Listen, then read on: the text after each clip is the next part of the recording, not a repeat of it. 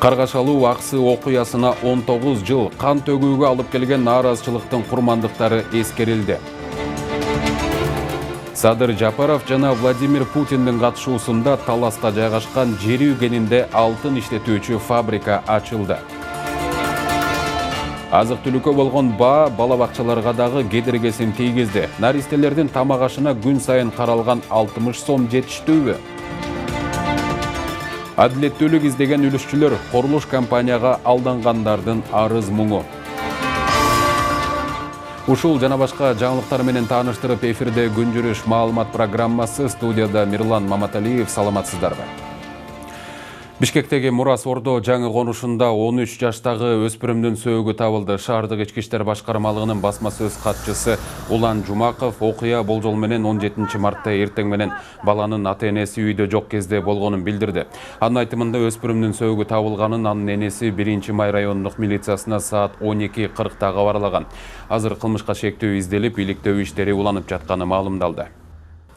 Президент Садыр Жапаров Аксы окуясында курман болгондорду эскерип, Ала Тоо аянтындагы 2002 жылы Аксы окуясында жана 2010 жылы Апрель окуясында элдин эркиндиги үчүн курман болгондордун элесине арналган монументке гүл койду.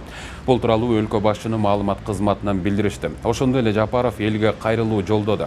Президент Аксы окуялары өлкөбүздүн демократиялык өнүгүү жолундагы бурулуш учур катары тарыхта калганын белгиледи. Адилетсиздикке каршы жалпы элдик күрөштүн башаты март жана апрель революцияларына, ошондой эле өткөн жылдын октябрь айындагы элдик толкундоолорго түрткү болгон тарыхый окуя деп бааласак жаңылышпайбыз. Эркиндик жана акыйкаттыгы үчүн өлүмдөн да коркпогон карапайым аксылыктар ошол күнү кыргыз элинин эр мүнөзүн көрсөтүп, улуттун намысын коргоп калышкан деп айтылат президенттин кайрылуусунда. Быйыл Аксы окуясына 19 жыл болду. 2002 жылы дал ушул күнү 17 мартта кандуу окуя ошол убактагы бийликтин мыйзамсыз кадамдарына, тактап айтканда өзөнгө кууштун Кытайга берилишине, аны айтып чыккан депутаттардын камакка алынышына байланыштуу чыккан. Район борборуна тынчтык митингин өткөрүү үчүн бара жаткан элди Босбек айылында куралдуу күч түзүмү тосуп чыккан. Кырдаал курчуп 6 адам каза тапкан. Бүгүн каргашалуу окуя болгон Босбек айылында курман болгондорду эскерүү иш-чарасы болуп өттү. Шейит мазарда өткөн эскерүүгө өкмөттүн Жалал Абад облусундагы өкүлү Абсаттар Сыргабаев катышып, маркумдардын урматына тургузулган эстеликке гүл коюп, Куран окулду. Таласта жайгашкан жери кенинде алтын иштетүүчү фабрика ачылды. Иш-чарага мамлекет башчысы Садыр Жапаров жеринде, ал эми Россия Федерациясынын президенти Владимир Путин онлайн катышты. Мындан 52 жыл мурда чалгындалган жер үйдө 84 тонна алтын, 10 тоннадан ашуун күмүш бар. 2015 жылы ген иштетүү укугу аукциондун негизинде 100 миллион долларга сатылып, аны иштетүү орусиялык Орус платинасы компаниясына таандык Восток геодобыча ишканасына Теманы Айпери Самат кызы улантат. Жер үй кумтөрдөн кийинки эле орунда турган алтын кеним. Геологиялык баштапкы иликтөөлөргө ылайык атылган жерде 84 тонна алтын, 10 тоннадан ашуун күмүш бар. Азыр кенде 200 киши иштейт. Анын 70%-ын жергиликтүүлөр түзөт. Атылган жер дагы кулачын жайып алтын комбинат пайдаланууга берилди. Комбинаттын иштешине өлкө башчы Садыр Жапаров менен Орусиянын президенти Владимир Путин онлайн режимде жолугуп старт беришти. Разрешаю. Алтын чыгаруучу фабриканын кубаттуулугу жылына 1 миллион тоннадан ашык руданы түзөт. Казылган кендин баары фабрикада кайра иштетилип, Кыргызстандын аймагында тазаланат. Ген иштетүүчү ишкана учурда 900 миллион сом салык төлөп жатат. Фабрика иштесе, бюджетке төлөмдөрдүн көлөмү жылына 4 миллиард сомго чейин жогорулай турганы айтылды. Мы все знаем. Инвестициялык чечимдин кабыл алынышына канча убакыт кеткенин баарыбыз билебиз. Биздин инвесторлорго өлкөнүн экономикасына кошуп жаткан салымдары үчүн ыраазычылык билдиргибиз келет. Алтын альянс генди иштетүү укугун алгандан бери көп жолду басып өттү. Азыр эми Талас облусунун жалпы эле Кыргызстандын туруктуу өнүгүшү үчүн Орусия тараптын катышуусунда инвестициялык долбоор салтанаттуу түрдө иштей баштады. Россиялык инвесторлордун аткарган иштеринин алкагында салыктык жана салыктык эмес төлөмдөр түрүндө дээрлик 1,5 миллиард сом бюджетке, ошондой эле бюджеттен тышкаркы фонддорго которулган. Ал эми комбинат ишке киргенден кийин казынага которулган төлөмдөрдүн көлөмү көбөйөт.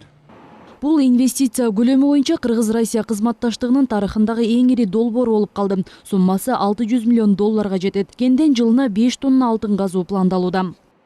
На Таласском горнодобывающем Таластагы ген казган комплекске эң алдыңкы жаратылышка зыяны тийбеген, талаптарга дал келген жабдыктар колдонулат. Бул табиатка залакасын тийгизбестен жылына 5 тоннага чейин алтын казууга шарт түзөт. Жер үйдө ген бар экени 1968 жылы эле изилденген. Бул ишкана жумуш орундарын камсыздаган ресурстук база болот. Комбинатта 1000ден ашык жумуш орunu түзүлөт.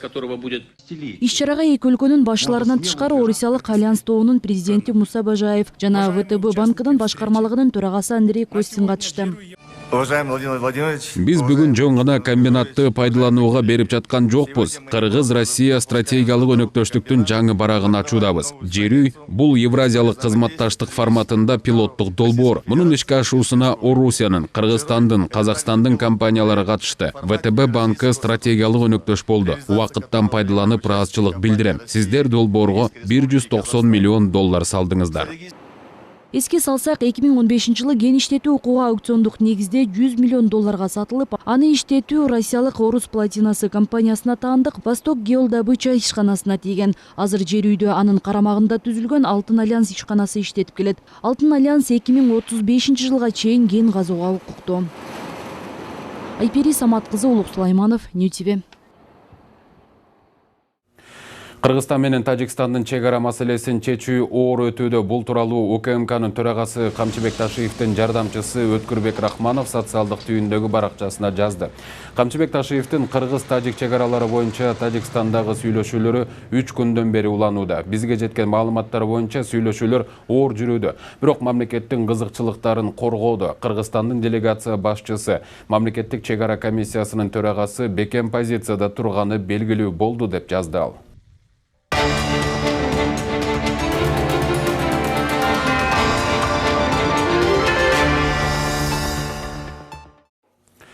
Башкы прокуратура жергиликтүү кеңештин шайлоосундагы үгүт иштерине байланыштуу эскертүү берип, депутат болууга аттанып жаткандарды мыйзам талаптарын так сактоого чакырды. Бул тууралуу башкы көзөмөл органы тараткан маалыматта айтылат.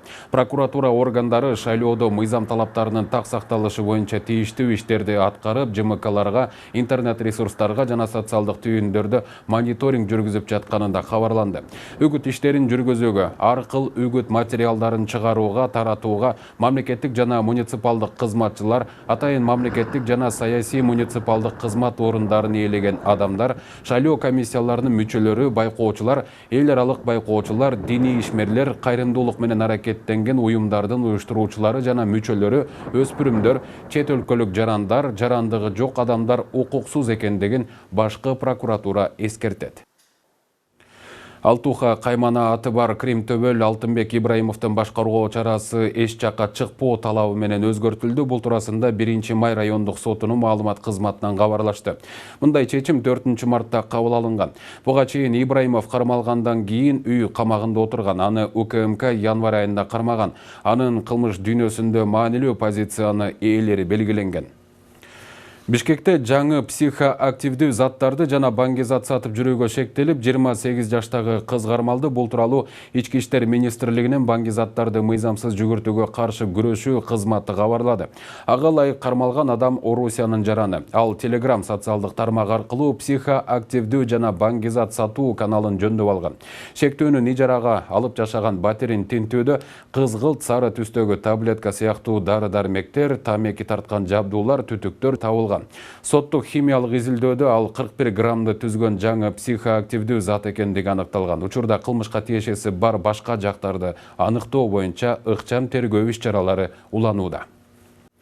Пегас Алатоо курулуш компаниясынын үлүшчүлөрү өкмөт үйүнүн алдында нааразычылык акциясын уюштурушту. Митингчилер аталган компаниянын директору Альбина Найзабекова аттуу айымга ири суммадагы акчага алданып калышканын айтышууда.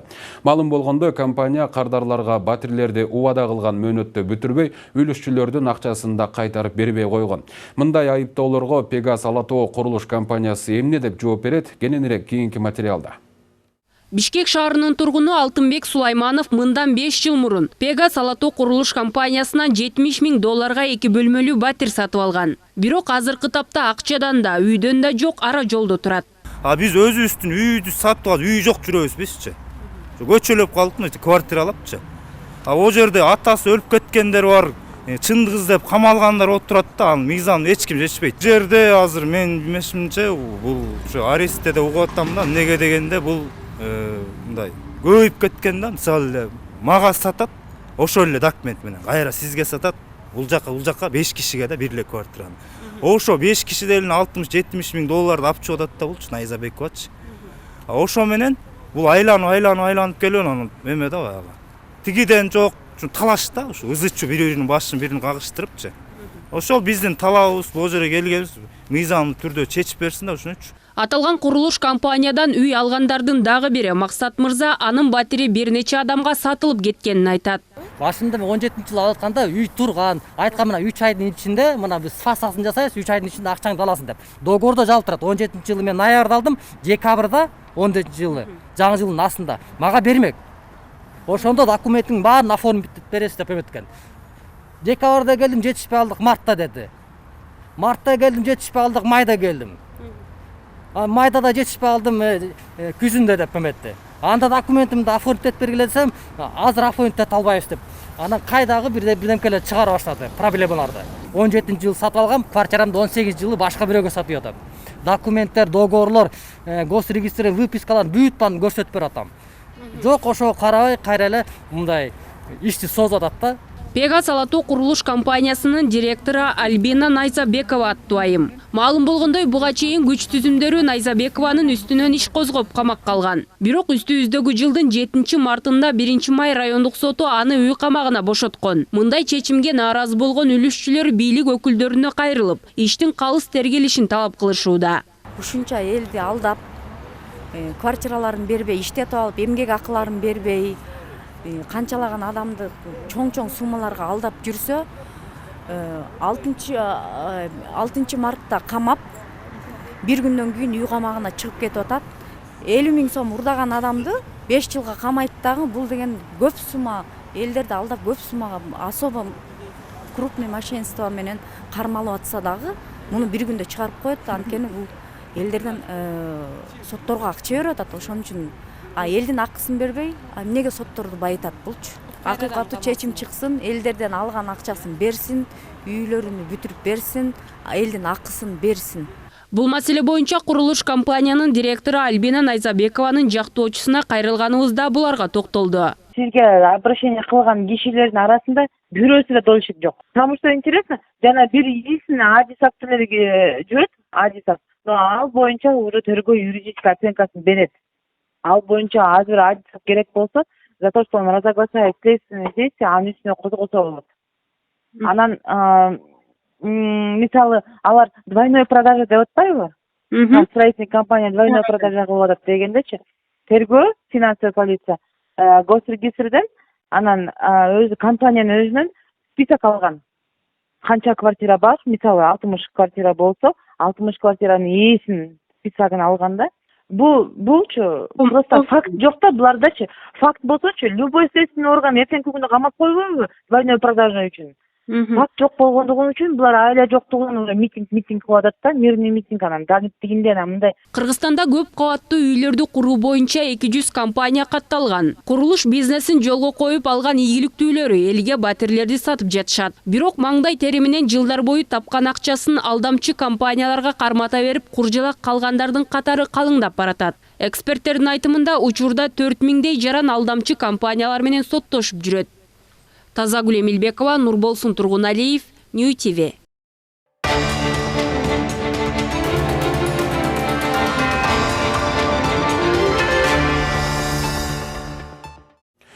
Бүгүнкү күндө бала бакчада тарбияланган ар бир наристе күнүнө 60 сомго тамактанат, бирок бул тамак ашка болгон баа көтөрүлүп жаткан учурда өтө аз. Мындан улам мамлекеттик мектепке чейинки билим берүү мекемелерине мурдагы нарк менен азык ташуудан баш тарткандар чыкканы айтылууда. Кененирээк Айпери Самат кызы баяндайт. 1 жылдан бери иштебей турган бала бакчалар кайрадан каалыгасын ачып, наристелери кубанычта. Бирок мектепке чейинки билим берүү мекемелери толук иштей элек. Алсак 145 бала бакчада убагында 400гө чукул бала тарбияланса, азыр 120 бала келип жатат. Канча келечек ээси келсе да кадимкидей тамак ашы маал-маалы менен берилип, кызматкерлер иш үстүндө. Бизде балдардын санына жараша күн сайын тамактын тизмеси түзүлөт. Бүгүн 120 бала келди. Түшкү фаршталган болгар калемпири шорпосу менен алмадан даярдалган шербет, анан нан берилди. Сүт азыктары дагы бар. На обед у нас суп перловый. Ал арада тамак аш жеткиргендерде көйгөй жаралды. Буга чейин бала бакчалардын кызматкерлери сайттардын бирине кайрылышып, азыктарга болгон баа мурдагыдан жогорулаганын билдиришкен. Алар азык-түлүк жеткиргендер муну жүйө келтиришип, баш тартып жатышканын айтышкан. Анан сиз айткандай отказ болуп атат кээ бир продуктылардан. Болгон риск, потому что азыр баалар өзгөрүп атат, бир орунда турбай атат. Өзүңүздөр билесиз, май кымбаттап кетти, эт кымбаттап атат. Кант кызылчасы баалары көтөрүлүп атат деп ошондой бир рисктер болгон. Буга чейин мамлекеттик сатып алуулар порталына азык-түлүк алуу боюнча 7 билдирүү жарыяланып, 2 жолу сынак өткөн эмес, 3-сүнөн баш тартылган. 2 тендерди Свердлов району, бирөөсүн 1-Май району жарыялаган. Балдар бакчасы 9 мартта ачылганына карабай, алар порталга 11 мартта жайгаштырышкан. Тилекке каршы 11-12леринде ошо эт менен сахардын поставщиктери отказной жазган. Анан жанагы маалыматтар боюнча 16-сында 25-инде кайра тендер жарыялаптыр деп чыгып атат. Ошол боюнча ал продукты питания деп жазылган менен ичинде лоттор бар. Именно ошо отказ болгон эт менен сахарга кайра берилген. Ал бүгүн ачылат. Анан развозка продуктов болсо алып барылган айына 2 жолу. Сыпучий бүт продуктлар, нан, сүт калгандары күнүмдүк заявка менен кете берет. Алар сырыф болгон жок. Эт деле алып барылган, сахар деле 15 күндүк бар. Жеткирүүчүлөр баш тарткан катты алып келгенде эле мониторинг жүргүзүлөт. Андан соң мурдагыдан баасы көбөйтүлүп, 2-чи тендер жарыяланганын Ленин райондук билим берүү борборунун директору Бүбажар Мамбет Сейитов айтат. Бала бакчаларда азык-түлүк менен камсыздоо үзгүлтүккө учураган эмес дешет адистер. Талап боюнча бардык азыктарды алуу алдын ала пландалат. Биз өзүбүз ошо мониторинг жасап, ошонун негизинде тендерди баары бир жарыялап атабыз да. Ана мындай айтыш керек, анча-мынча былтыр экономиясы остатоктары бар болчу, жана крупалар деп атпайсызбы, кургак. Ошолордун, допустим, анча-мынча экономиясы болсо, ошо экен анан кайра этке кылып. Биринчи эттики 352, 426-70 сом айырма, эттики гана. Азыр бир гана эт менен кумшекердин баасы көтөрүлгөн жок. Бардык азыктардын наркы жогорулап жатат. Муну эске алганда ар бир баланын тамак ашына күн сайын каралган 60 сомду 100 сомго көтөрүү керек дешет адистер. Бул боюнча райондук билим берүү борборлору шаардык башкармалыкка кат жазышкан. Ал жактан Бишкек шаардык кеңешине жиберилип талкууланат. Аталган маселе жакынкы күндөрү каралбайт деп так кесе айтууга болот. Себеби алдыдагы жергиликтүү кеңештердин шайлоосуна байланыштуу Бишкек шаардык кеңеши тараганы маалым. Айпери Самат кызы, Нурболсун Тургуналиев, Ньютиве.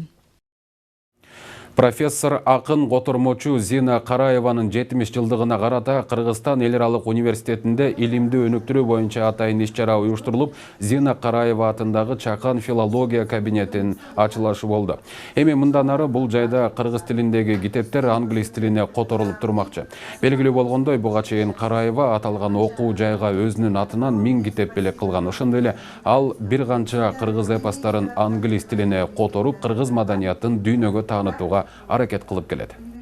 Жакында мен Семетей эпосун көтөрүп кеттим. Ал дагы жарыкка чыгат, Кудай буйрса, англис тилине. Мына китептердин баардыгы англис тилине которулгандардын баардыгы акыркы чыгарма ушул болуп эсептелет да, Семетейди англис тилине көтөрүп кеттим.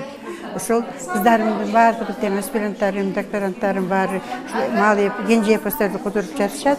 Бул жерде илимге шыктанган котормо жаатынан ынтызар жаштарды, илимпоздорду чакыруу менен ушул борбордо көптөгөн бир келечекте кыргыз элин тааныта турган чоң котормолор жарыкка чыкмакчы. Азыркы күндө ошо илимий мектептин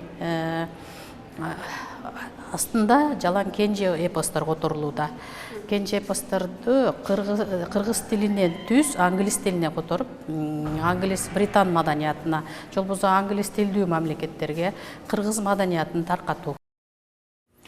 Дүйнө өнүгүп, имараттар асман тереп, элдери булутка аралаш жашап турганда биздин түтүнгө аралашып жүргөнүбүз уят деп намыстанган жаштар шаардык түзүлүштү түп тамырынан өзгөртүүгө кудурети, билими, тажрыйбасы да жете турганын айтат. Аны үчүн колунда долбоорлору да даяр турат. Ири шаарларыбызды иретке келтирип, жаңы калааны жаратабыз деген жаратман архитекторлордун эмгектерин кийинки сюжеттен көрүңүз.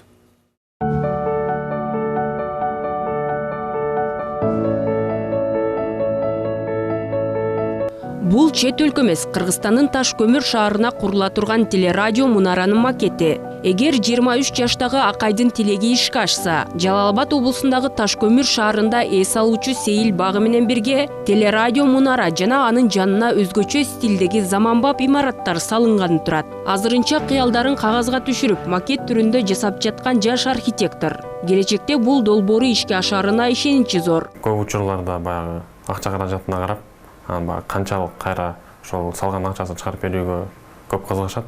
Көп түрдө экономдуу болсун, эми көп инвесторлор да, студенттер көп келип кайрылат, баягы фантазиясы күчтүү, ээн эркин чийишет, ойлогонун чийип бере алышат деп.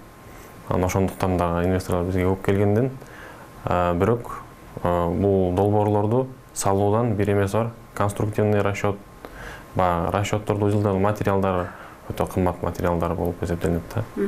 Себептен заманбап технологиялар менен, тенденциялар менен колдонулган. Борбор каладагы жогорку окуу жайларынын биринде архитектура жаатында билим алып жаткан Акай баш калаанын башаламан курулушуна ичи чыкпай турганын жашырбайт. Келечектеги архитектор кунарсыз үйлөрдүн курулушу күч алганын айтып, Бишкекке жаңы заманбап көрүп берүү керектигин, бирок бул идеяны ишке ашыруу өтө оор экенин жакшы түшүнөт. Ошондуктан ал бош аймакка жаңы заманбап шаар кургусу келет. Менин оюмча жаңы шаар эле курган жакшы. Жаш архитекторлор келип, баары бир баш кошулуп, бир иштесе бир оңосо мүмкүн да. Мисалы үчүн ландшафттык архитектор келип, монументалдык архитектор келип, жана турак жайларды чийип турчу архитекторлор ошол келип, бир акылдашып турган чечимдерге келип, кандайдыр бир чоң күчтүү архитекторлор да бар, алардын да насатын угуп, ошондон арган бир жыйынтыкка чыгып, оңдосо болот деп ойлойм. Болбосо бир отдаленный бир участокко дагы Бишкекти разгрузка кылып, жакыныраак жака жаңы бир эмелерден куруп. Азыр мындай айтканда бүт эле курулуштун баары тоону көздөй багыттанып баратат. Аба тазалыгына дагы бул ылдыйкы жакта да жерлер азайып баштады, көбүнчө эле тоо жактан эле алып тоого көп багыттанып барышат да. Кийинки учурда ошо келечекте тоого эле кетебиз деп ойлойм мен. Тоонун архитектураны тоого байлайбыз деп. Кыргызстанда таланттуу архитекторлор көп. Бул жакта туруп Европадан тапшырма алып, долбоор чийип берип жаткан жаштар арбын. Кыргыз мамлекеттик курулуш жана архитектура университетинин мугалими, студенттер тарабынан иштелип чыккан кызыктуу жана уникалдуу эмгектерди ар дайым мамлекетке сунуштап турушаарын айтат. Бирок өлкөдө аталган проекттерди ишке ашырууга азырынча каражат жетишсиз. Жанагындай коммерция маселеси болуп атпайбы? Көбүнчөсү эмне биз мындай коробкалар азыр байкасаңыздар, көп эле Бишкекте эмес да эле Кыргызстанда жанагындай серый мындай коробка масса дейлик каптап атат да. Бул эмнеге байланыштуу? Ошол биринчи очередь коммерцияга да. То есть бул канчалык квадрат жана кандай көп болуп, өтө простой жөнөкөй салынышы болсо, ошол тарап утуп атат да, акча маселесине байланыштуу да. Учурда илим жана техниканын өнүгүшү менен адамзатты таң калтырган мега курулуштар күн санап көбөйүүдө. Дүйнөдө чоң өзгөрүүлөр болуп, асман тиреген имараттары бар өлкөлөр туристтерди өздөрүнө тартып келет. Ал эми бул кыргызстандык архитекторлор аларды ээрчибей, кыргыздын этно архитектурасын өнүктүрүүнү каалашат жана эңсешет. Мындай долбоордун бири Атабейит мемориалдык комплекси тарапка курулуучу этнопарк. Мисалы улуттук оюнда кандай булар колдонулат эле? Ошолорду мисалы могул жерде мындай бир эмелер бар, жанагы тогуз корголдун центри, жана колдон өлчүктүн центри, теги центр национальных напитков, центр национальных жанагындай игр дегендей бир комплекстер бар да. Ошо негизинде парк, этнопарктын курамы түзүлмөк да. Италиядагы атактуу Пиза мунарасы 1319-жылы курулуп бүткөн. Бийиктиги 17 метрлик мунара бүгүн өз огунан жантайып калды. Ошого карабай, атактуу мунара 7 кылымдан бери кулабай турат. Ал эми Кыргызстандын борбору Бишкекте жарым кылымдык имараттар пайдаланууга жараксыз же кооптуу деп табылууда. Мындай жайлардын бири Манастын 1000 жылдыгына карата 25 жыл мурун курулган баш каладагы Манас айылы. Дагы бир таланттуу архитекторлордун бири Эмилбек Бактыбек уулу Манас этнографиялык комплексинин жаңы долбоорун иштеп чыккан. Салынган 1995 жылы Манастын 1000 жылдыгына арналып салынган Манас айылы комплексинин уландысын иштегенбиз. Анын функциональный жайгашуусунда болгондо ортодо Манас, оң тарабында Бакай, сол тарабында Каникей, Манастын артында чийирденебиз. Ошон эле айланасында Манастын 40 чоросу, Манастан кийинки урпактары, Семетей, Сейтек, ал эми Манастын урпактары биз деп эркин эл Кыргызстандын эркиндигин чагылткан аракет кылганбыз. Кудай буйрса Бишкек шаары өнүгөт. Жогорудагыдай долбоорлор ар тараптан колдоо тапса, жаш архитекторлордун кагаз бетиндеги көз жоосун алган долбоорлору жүзөгө ашат деген үмүт чоң. Себеби жигердүү, жаратман жаштардын өлкөнүн шаарларынын азыркы түзүлүшүн түп тамырынан бери өзгөртүүгө кудурети, билими жана тажрыйбасы жетиштүү. Тазагүл Эмилбекова, Улукбек Сулайманов, Нью ТВ. Кайтаруу жана күзөтүү департаментинде салтка айланган сармерден өткөрүлдү. Бул жөрөлгө Ноурузга карата уюштурулган. Таймашка аталган жайда күжүрмөн тапшырма аткарып жүргөн улан кыздар катышууда. Алар бул ирет өз өнөрлөрүн көрсөтүп, майрамдык маанай тартуулашты. Эске салсак, иш-чара быйыл 5-жыл катары менен өтүп жатат. Бул жөрөлгө жөндөн жөн жаралган жок. Себеби биздин ата-бабыбыздан калган жакшы мурастар, ошол эле жакшы ырлар, ошол эле жакшы каада салттар бүгүн ушу биздин келечек муунга жакшы жеткирели деп, келечекте ушу нерсе биз унутпайлы, ата бабадан баба элге калсын деген ниетте уюштурулуп атат. Ушуну менен берүүбүздү жыйынтыктайбыз. Саламатта туруңуздар.